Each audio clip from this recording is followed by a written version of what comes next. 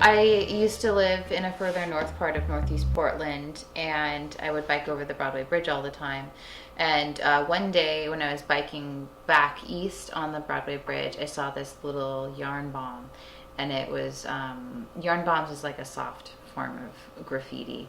So it's just something that can be removed. It was just a little piece of like a knit, like stripe knit remnant. So I'd come up with the idea sort of shortly after that.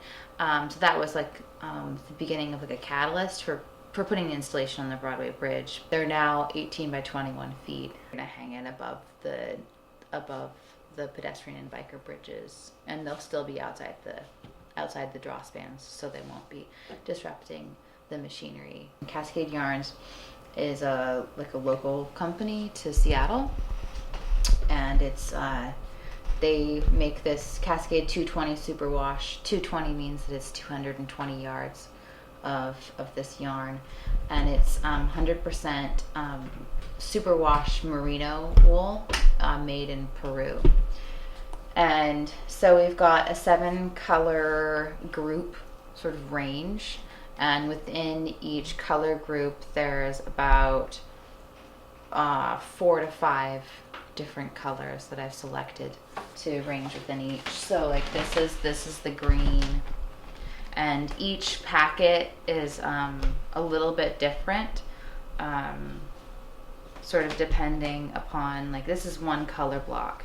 So like each knitter gets one color block. I'm really kind of excited to see how everything looks together out of everything being randomly sort of distributed one individual to another. Some of these color blocks, which each include like 9 1-foot knit squares,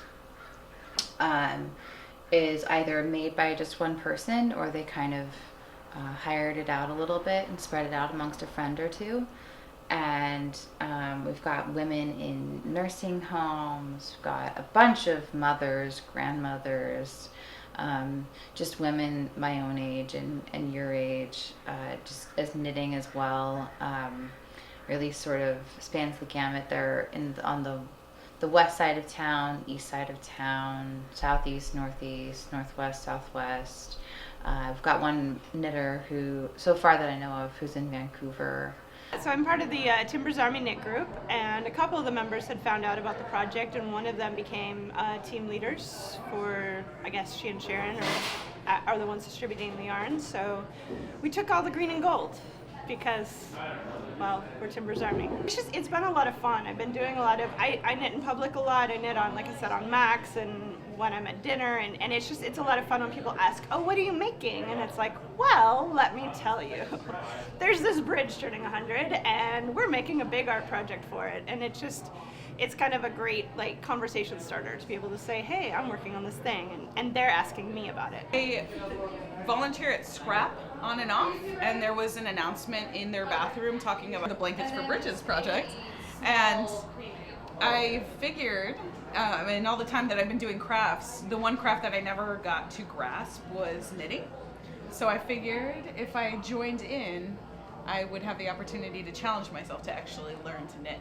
I really enjoy the fact that this project not only is going to be colorful for all people to see and something to enjoy, but it's also going to serve a purpose. Of course, at the end of the project, we're going to be donating the large blankets to be distributed to the homeless, which I think is amazing. If we can combine art with functions, I think it would just make the world a better place.